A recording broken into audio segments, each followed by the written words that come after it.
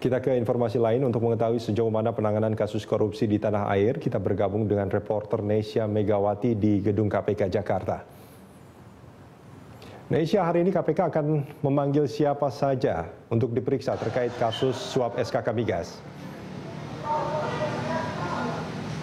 Ya, Rudy, memang sejauh ini KPK masih akan memeriksa pihak-pihak dari sejumlah petinggi dari PT Karnel Oil Indonesia, diantaranya adalah Arie Subiantoro yang merupakan komisaris dari PT Karnel Oil Indonesia dan juga Valencia Andika yang merupakan direktur dari PT Karnel Oil.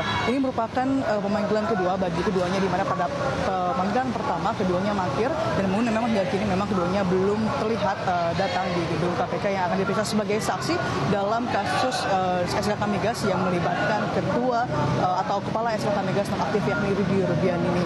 Dan memang selain keduanya juga KPK juga memeriksa saksi yang merupakan dari pegawai atau pihak bagian keuangan dari PT Karnel Oil. Selain ketiga dari atau sejumlah pihak dari PT Karnel Oil Indonesia, KPK juga memeriksa staf dari bidang komersial migas di SKK Migas. Dan memang sejauh ini memang KPK terus masih mengembangkan kasus ini dengan memeriksa para saksi yang memang diduga terlibat dalam kasus SKK Migas ini sendiri.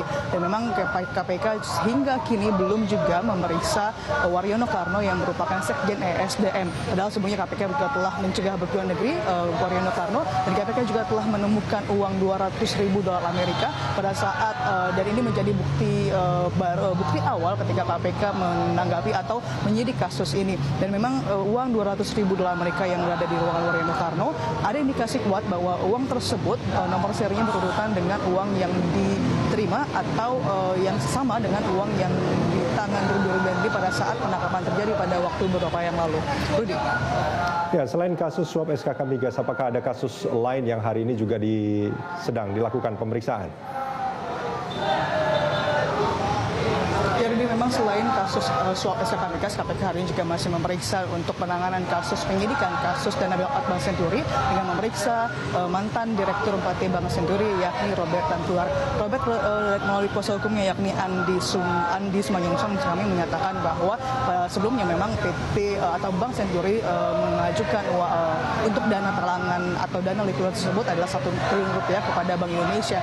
Dan pada hari ini Andi dan juga Robert menyerahkan bukti baru di mana pada bukti tersebut mereka membawa fotokopian atau salinan dari letter of credit dari kerjasama antara Bank Senturi dan juga PT Sinarmas yang mengungkapkan bahwa pada saat itu PT Sinarmas akan mengambil alih Bank Senturi, sehingga memang pada saat Bank Senturi mengalami kesulitan likuiditas, penanganannya hanya sampai melibatkan swasta ke swasta, tidak sampai melibatkan bank ataupun pihak pemerintah yakni Bank Indonesia. Artinya bahwa Andi Sumanyungsang atau Robert Tantular menyatakan bahwa sebenarnya pada saat Bank Senturi mengalami kesulitan tidak perlu melibatkan Bank Indonesia, sehingga Bank Indonesia mengeluarkan dana Rp6,7 triliun untuk dana talangan atau dana bantuan Bank Senturi.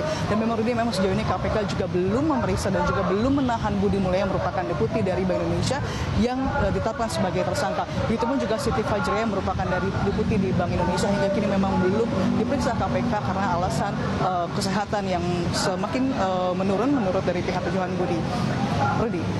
Baik, terima kasih Nesya Megawati melaporkan langsung dari Gedung KPK Jakarta.